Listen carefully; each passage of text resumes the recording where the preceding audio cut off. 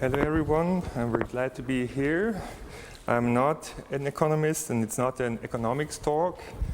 I have a physics background. I'm now a professor of sociology, and let's see what we might be able to learn from that experience.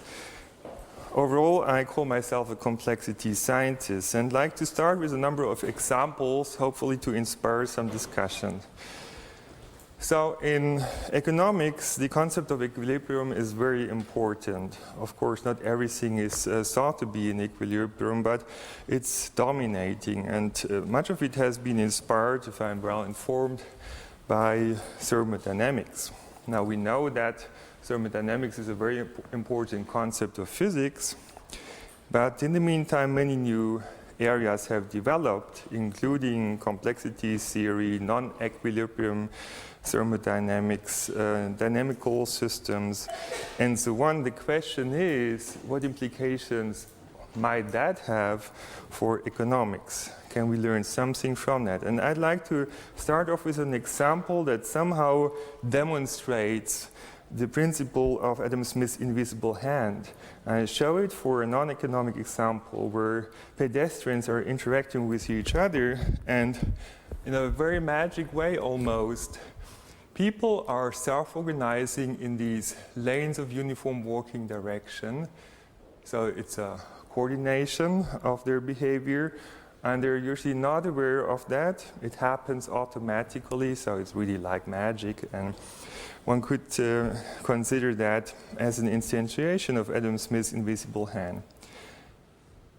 However, it turns out that this invisible hand doesn't always work. And so the question is, would it always work in economics? When the density goes up, and by this the coupling between the pedestrians is getting stronger, that means the interaction is stronger, then things can get terribly out of control, as illustrated by crowd disasters actually. I don't want to show this movie because it's really shocking, but this phenomenon is based on instabilities in the crowds. And even hundreds of policemen won't be able to control the situation anymore once we are under these kind of high-density conditions.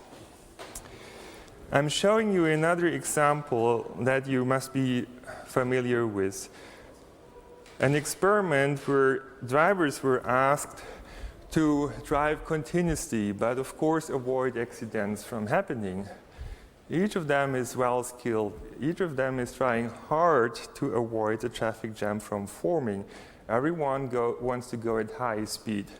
But what happens is everyone ends up being stopped. So things get out of control. And the question is why? If you would ask drivers why that happened, they would say, hey, there was a stupid driver in front of me who didn't know how to drive a car. And everyone would say that. However, there is a theory explaining these instabilities. So when the density goes beyond a certain threshold, then basically small variations in the velocity amplify. This successive driver will have to tip a little bit stronger on the brake in order to compensate for delays in adaptation. There is a reaction time. It takes some time to brake. So in order to avoid an accident, you have to brake harder. That creates amplification. And then there is a cascading effect. That means the second next driver has to brake even harder, and so on, until everyone gets stopped. Now there is another interesting effect in traffic. If we were economists, we would say, okay, we should operate the system at maximum capacity, at maximum throughput to make it operated efficiently. But as you do that, you get to a point of instability.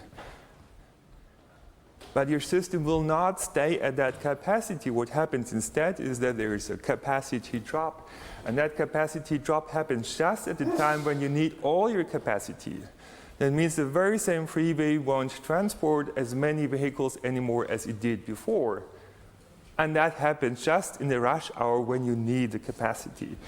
So bad things can happen in complex systems with many non-linearly interacting components. And the question is, why wouldn't these things happen in economic systems?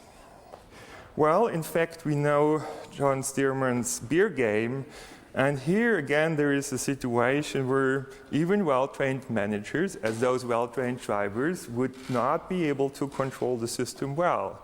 So we would find a bullwhip effect, and small variations in demand would add up, they would amplify, and things would get out of control.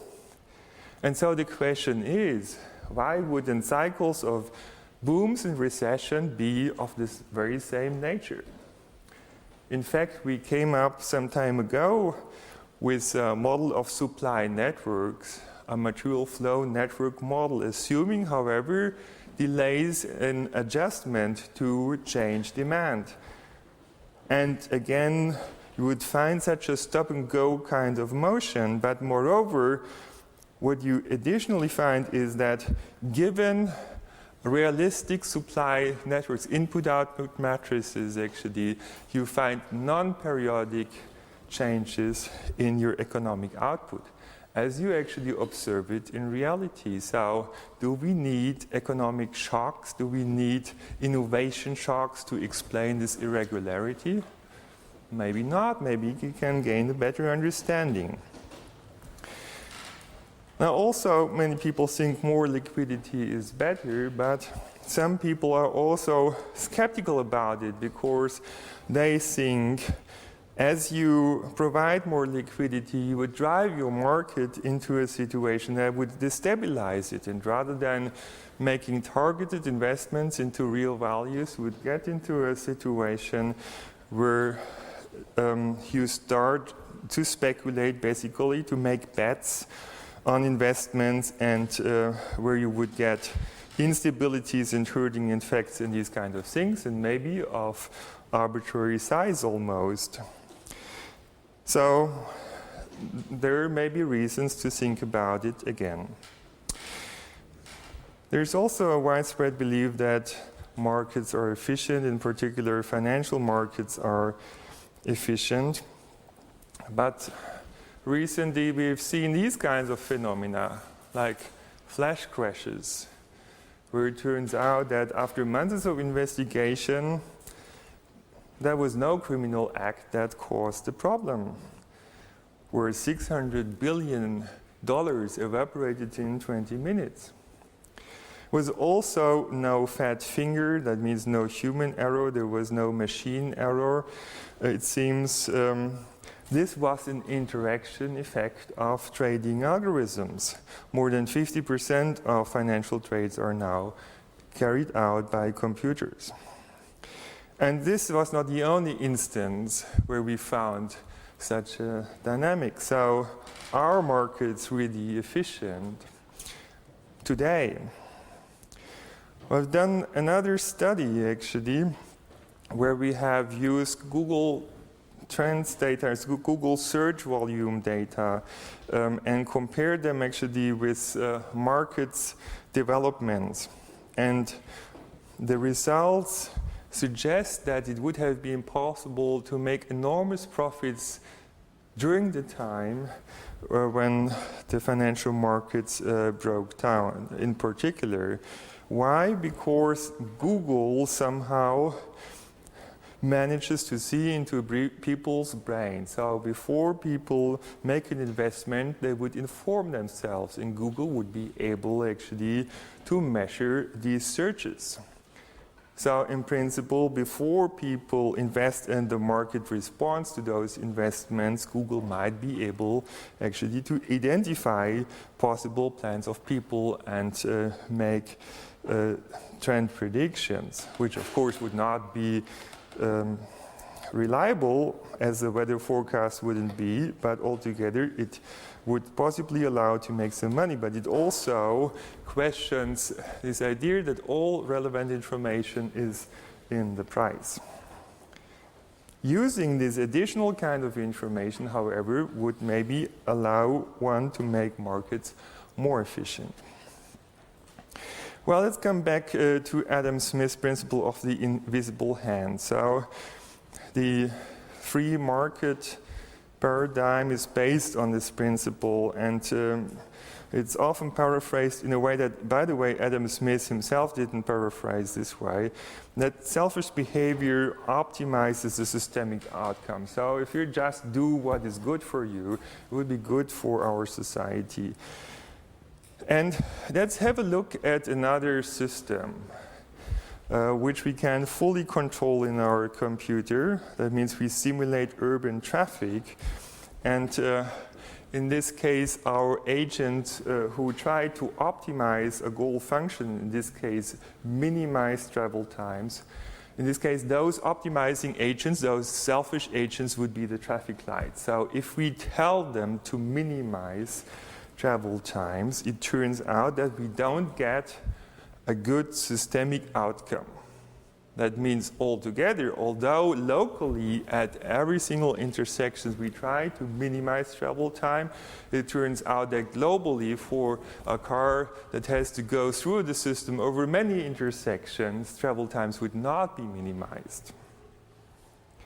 That is shocking, but there are kind of interactions, effect that avoid that, for example, two cars would be able to cross this intersection at the same time if an accident then could happen. So we have this prioritization of one flow direction at a time, and other flow directions have to wait, and then there are network effects, and that somehow creates a very complex and hard to understand system dynamics. It turns out, however, that we can do much better in terms of travel time optimization if you introduce rules where those intersections would not just only care about their own performance, but also stay in contact with the neighboring traffic lights and try to coordinate a little bit with them. It's still a local principle, and it's still a self-organization principle, but now suddenly you get a situation where this local optimization attempts create a systemic optimum. That means, in principle, Adam Smith can be established, but you have to look beyond the selfishness of the individual agent. You need also to create rules of the game that define the interaction with your neighbors. And then things would work out well. So here are actually some data which show that the performance of this optimizing traffic lights is very good as long as the traffic volume is not too big. But you see that this principle fails long before the capacity of the intersection is reached. We have an explosion of travel times actually much before. So we have to combine this principle of selfish optimization with other principles in order to outperform today's traffic light controls, which largely are top-down, while the self-organization approach is bottom-up. What about deciding rationally? The rational agent paradigm is widespread in economics and also in some parts of sociology, but altogether there's no agreement among the behavioral sciences about a theory which would really describe human decisions. There are many different and incompatible theories. And here is just one experiment among many. Ryan Murphy will probably present you many more interesting experiments. This is an ultimatum game where we have varied the power of proposers and responders. Let us just focus on this setting over here where we have a weak responder in a way that a rational responder should always accept the proposal, no matter how bad it is. And we have compared that actually with another theory, fairness theory, where people would try to minimize differences between outcomes of the two players. And so a fairness-oriented responder would reject here, but should accept over here. Now what we find is that although rational choice theory and fairness theory predict that nobody should reject over here, for these kinds of proposals, that means offers, there are quite a substantial number of people who do reject. That means neither theory does explain the experimental data. There's another experiment that has been performed actually with a team of Frank Schweitzer, with Heiko Rauhut and Jan Lorenz. And that one was looking at estimation tasks. People had to estimate a barely known fact. And we have compared different kinds of settings. One where people have made their estimates several times after each other without getting any information about the estimates of others. And again, other settings where people were informed about either the average estimate or all the estimates of the others. And there was no group pressure or something like that. That was people sitting in cubicles, but still getting information about other people's choices was strong enough to create social influence in a way that it created not just a convergence of opinions, but also overconfidence and sometimes bad performance. So it could happen that actually most people came up with estimates which did not anymore include the true answer after a number of iterations, while in the beginning it was within the scope of the answers given. So social influence might undermine people's capability to estimate, find the right solution. That is particularly bad because many decisions are committee decisions and they are surely based on social influence. So we have to think about collective decision-making procedures in order maybe to come up with better outcomes. Then there is representative agent theory, which corresponds maybe mainly to mean field theory in physics. So the idea is that agents can be treated as if acting identically, or the mean behavior is representative. Now, under many conditions, that works well. But we know from physics that there are conditions where strong correlations can be created in the system, or a co-evolutionary dynamics that would basically lead to very different outcomes. So interaction strength changes everything again. And as people are getting more and more connected, and also markets get more and more connected, and companies get more and more connected, we don't have a situation of independent choice anymore, and we expect a completely different kind of dynamics resulting from those interactions. And I'd like to show you a public goods game as an illustration. In that public goods game, we have 4 different strategies. One is to cooperate, one is to defect, and means not to cooperate, it means not to make a contribution to the public good. Then we have moralists, those cooperate, and additionally, they punish non-cooperative behaviors in their neighborhood, and that is costly. And we have finally immoralists who are defecting individuals who would nevertheless punish other defectors. These are yellow, and they disappear very quickly. Let's focus on red, which is the non-cooperative one, blue, which is cooperative, and green, which are the moralists.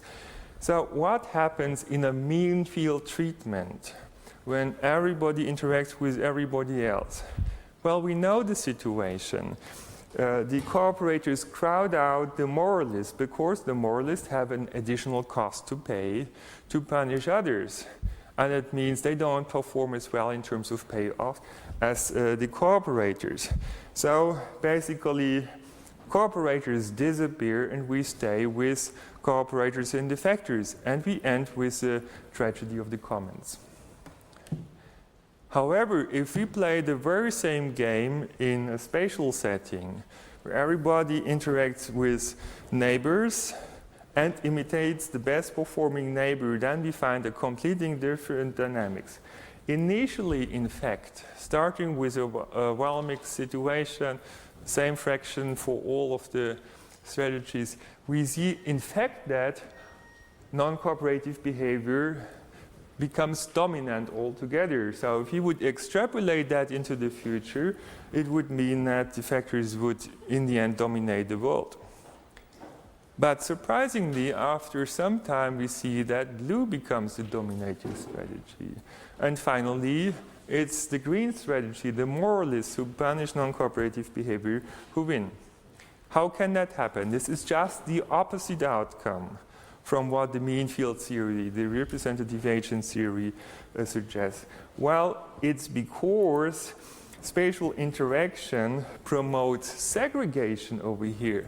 That means now the moralists don't have to compete directly with the cooperators. The moralists compete with the defectors, and they have means to punish them and to spread, while the cooperators, when interacting with the defectors, they will be crowded out by the defectors. So that means actually those defectors help the moralists to eliminate the cooperators who don't punish. In other words, that's also solving the second-order free riders dilemma. So we do understand, just by considering spatial interaction, why people start to punish others and why actually cooperative behavior and punishment is spreading. Just opposite to what the mean field theory would predict. Now, we've been often talking today about equilibrium selection, and the way the natural sciences look at this is that they create so-called phase diagrams, which basically say, given certain parameter values, where would your system end up? And there are some of the systems that not only depend on the choice of the parameter values, but also on the choice of the initial conditions. I mean, history matters, and there could be hysteresis effect in these kinds of things. Now, what about moral behavior? We know from experiment that in many prisoner's dilemmas or public goods games, people start with a surprisingly high level of cooperation. So people seem to have other regarding preferences, but finally fail to spread cooperation under certain kinds of institutional settings. Now, we do believe in economics into selfish optimizing behavior because we believe that biological evolution would eliminate everything else. So if there are two individuals, one is selfish and the other one doesn't make use of all the options it has, then for sure the individual who is selfish would have opportunities to generate better payoffs and should spread by biological selection. And that is, I believe, one of the main reasons why we believe in rational choice theory. And even those who think, okay, rational choice theory maybe is not correct, but there are 100 boundedly rational agent theories. So which one is the right one? Which one to work with? And here is the proposal how to go about it. So we have simulated agents with biological selection and mutation, as it's assumed in biology. And we've assumed a trait which is called friendliness. That friendliness would spread. However, only if that creates a better reproductive performance. And friendliness, however, on the other hand, is not influencing the payoff directly, nor is there a cultural control of reproduction rates, as in some models. It turns out that nevertheless, even under conditions of a best response rule rather than imitation, where we really expect that cooperation doesn't have a chance in a prisoner's dilemma to spread, that we still can have conditions where other regarding behavior would actually be born and spread. But we also see that in the majority of the parameter space is dominated by rational agent behavior, the homo economicus, selfish behavior as according to classical economics. But there is this other possibility, and the question is, when does it occur? It occurs in our model when there is little intergenerational migration. If intergenerational migration exceeds a certain limit, then this evolution of other regarding behavior cannot happen. But here are experimental data of Ryan Murphy, who will talk after the lunch break, and it shows that in reality there is a broad spectrum of non-selfish behavior. What about networking? We usually believe that networking is good. It allows us to reduce risk. It allows us to generate benefits. And of course, that is true in many contexts. But let's have a look at that particular situation. It's again a prisoner's dilemma. Red is defection, blue is cooperation. We have a situation where people interact in the ring with neighborhood interaction with two neighbors. And we know that neighborhood interactions under certain conditions can create an outbreak of cooperation, as you see it over here. And then what we do next is, in a random way, we add global links between those agents. And so the interconnectivity increases over time. And while that is okay in the beginning, it turns out there seems to be a critical threshold of interconnectedness where suddenly cooperation breaks down. The question is, what implications might that have for our society or for the economy? And maybe the breakdown of financial markets back in 2008 was based on this effect, because over time, as those data from Andy Haldane shown, the banking system became more and more densely connected. So have we created such a hyper-connected situation that destabilized cooperation? It's quite possible. We would have to check that more carefully.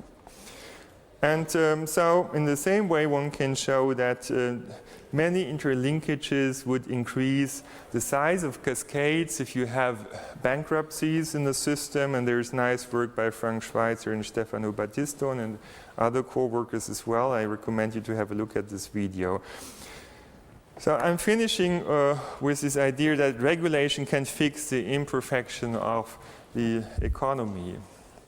And sometimes I think it works, but I don't think it's a concept that would solve all the problems that you could imagine. And why is that? Because there's limits of predictability.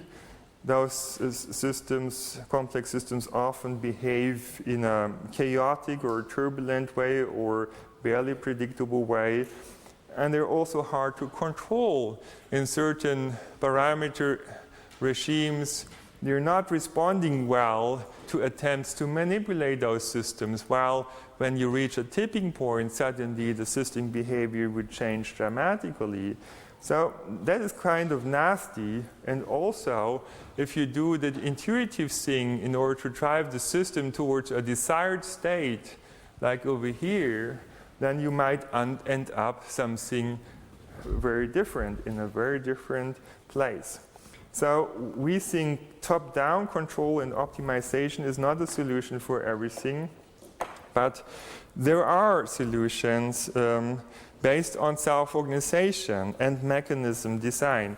Choosing the right kinds of interactions would actually allow you to get rid of the stop-and-go traffic that I've shown you before in this empirical movie. So how to go about it? I think we are actually entering extremely exciting times for economics. There are many challenging questions out there and many new methods to go about them. And I think we should just do it in a collaborative effort across the different disciplines. Here are just a number of different areas where I think scientists should pay attention to. And it's too big for any team and for any university, so it requires a global effort.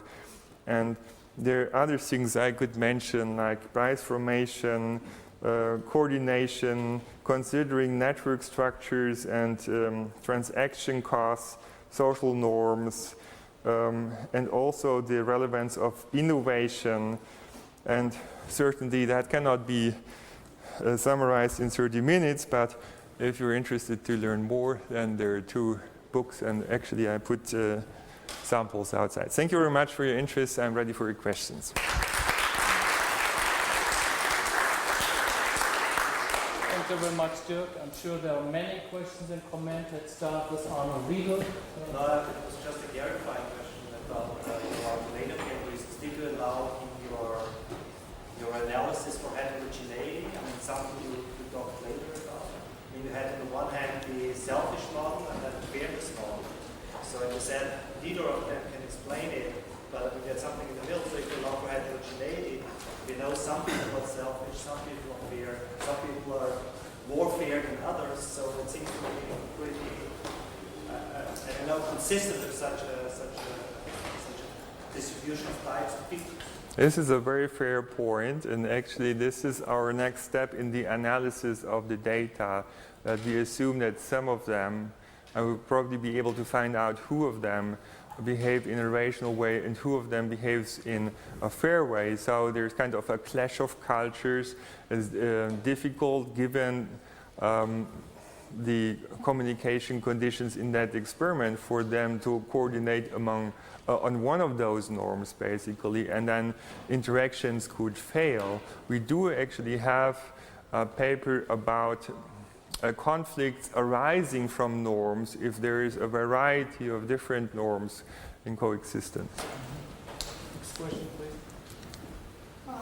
I had comments about one of the last ones you showed that you did a flat line was the one about the increase in network connectivity leading to reduction.